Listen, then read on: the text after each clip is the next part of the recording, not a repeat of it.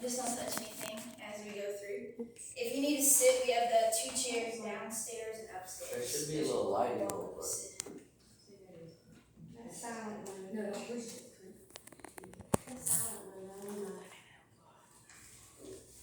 Go to the camera. There's one in every part out there. Do you see that lightning bolt right there? Is that out? Yeah. Thank you so much. You're welcome. So the house here was built in 1835 by Daniel and Martha Turnbull. It was a cotton plantation. It consisted of about 3,500 acres, and they had close to 450 slaves. Now, they ended up having 3 kids while they were here. They had 2 boys and a girl, but unfortunately they would lose both of their sons. Their youngest, James Daniel, died at the age of 7 of yellow fever, and their oldest, William, drowned in a boating accident when he was 27. So that would leave their daughter. Her name was Sarah. And she decided to marry the guy next door from Oakley Plantation, James Bowman. And they ended up moving into the house and having 10 kids. They had 8 girls and 2 boys. Now 4 of their daughters, though, would never marry.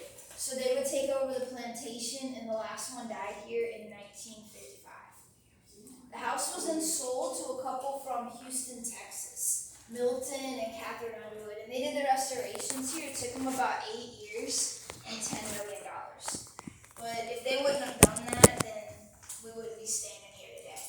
So they opened it as a museum in 1964, and we've been giving tours here ever since. Today it's owned by the state of Louisiana. We still have 90% of the original furniture, and it's supposed to look like it did about the 1850s. Now this was the entry hall, and on the wall we have what they call a French scenic wallpaper. It's 18-inch squares of linen that was stamped with hand-carved wooden blocks. It was then put up on the wall like a puzzle, so it looks like a painting instead of wallpaper, which I think they did a pretty good job. It's like the clowns. Now the floors, these are reproductions of what they had. So they call this a floor cloth, and basically it's a painted canvas. So they had these down in the entryways. It was easy to clean more so than carpets and rugs. Kind of like 1800s linoleum, basically. Feels weird, huh? Alright, yeah, we're gonna go into the dining room. You can go around the table, just don't touch. Oh, wrong spot.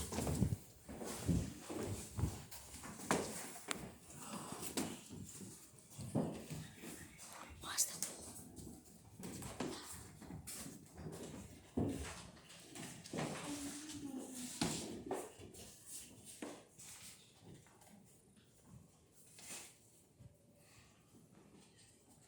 Oh, look at the forks.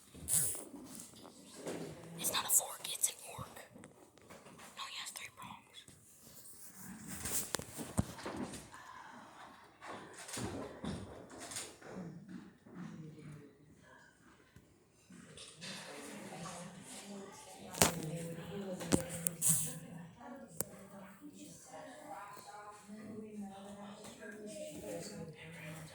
That's a shoe fly. This is cool. I want to look like this. That's like 24 karat. Didn't have air conditioning back in the day. That's what that was. It was to help with the air and the flies. And that wouldn't hit that stuff over. Alright, so this was the dining room, and that's Daniel and Martha. So those were the ones that built the house. They have their son William and their daughter Sarah. Now they only had one meal of the day in here. It was at 2 o'clock in the afternoon. It was a 3 to 7 course meal, depending on what the lady of the plantation wanted for the day. So it could last a few hours. But it was the only meal like the whole family will come together and sit down. So for breakfast and supper, they just kind of ate when they wanted to. Now they had the meal later because it was the hottest part of the day. So it was better to be inside than outside, but it's still hot inside the house. So the windows and doors were open to get a breeze to come through, but other things came in with it. And so they put this above the table. This is what they called a punka. It originated in India, but in the South it was known as a shoe fly. It was ran by the child of the butler. At one time here, his name was Richmond. He would sit there, pull on the ropes, and have a gentle breeze go across the table to keep the bugs off the food food while they ate. Sometimes. It didn't always work. Protein's good. Now, none of the china or glassware is original, but we do have the original silverware, so there is an alarm on the table.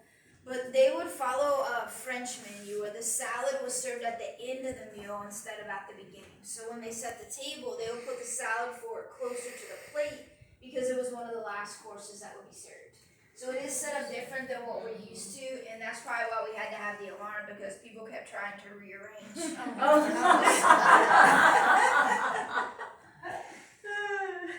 Now, the kitchen was outside. It was too hot to have it in the house. So the next room we'll see is the butler's pantry, and that's where they would bring the food in from the kitchen, and then it will be served here to the family and the guests. That's also where the slaves would enter the house, because they weren't supposed to use the front door. They couldn't go up the stairs in there. So they would go in through there, and they had their own set of stairs to be able to serve the family upstairs.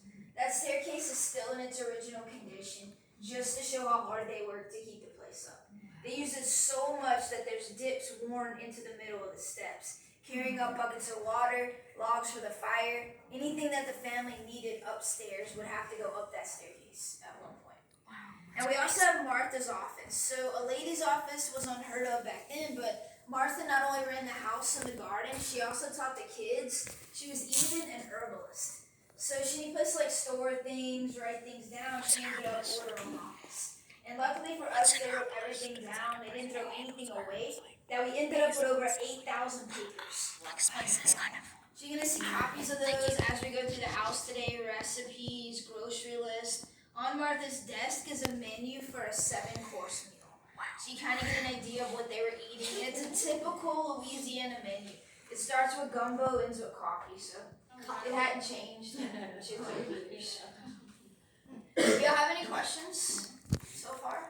Yeah, where did he get the money? Did he inherit the money to build this, or what? I mean, they were in the cotton industry, but they both came from prominent families. So, I mean, they inherited stuff, but he was already established by the time they got married and started buying the land. So, he already had money coming into it. That was his own. How many acres does that have? 3,500. Original, yeah. It's amazing. Any other questions? I went to the South plantation about 20 years ago. I don't even know if it's still open.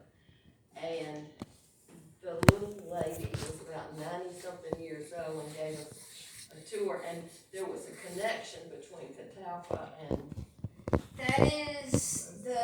She was the niece of the plantation. Yeah, okay. I knew there was a connection. Why is That the was mirror his like name. that? Her daughter has it now, Mary, and she only gives tours to the riverboats, because she doesn't want people coming every day. So they pay her a lot to do that. So she just opens it up for tours like that. And actually, she just gave her first tour yesterday in over almost 2 years, because the boats weren't going there at first. They just started going back yesterday. So we were hoping they were going to her because she needs it. Yeah. But there was too many people they were bringing at first. Now the boats are back. Their people are touring with them, and so now they're having premium tours. So that's the premium tour. People have to pay extra to go over there.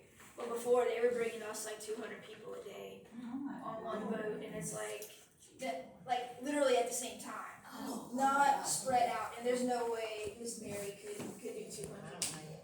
So it's not pretty when we do it.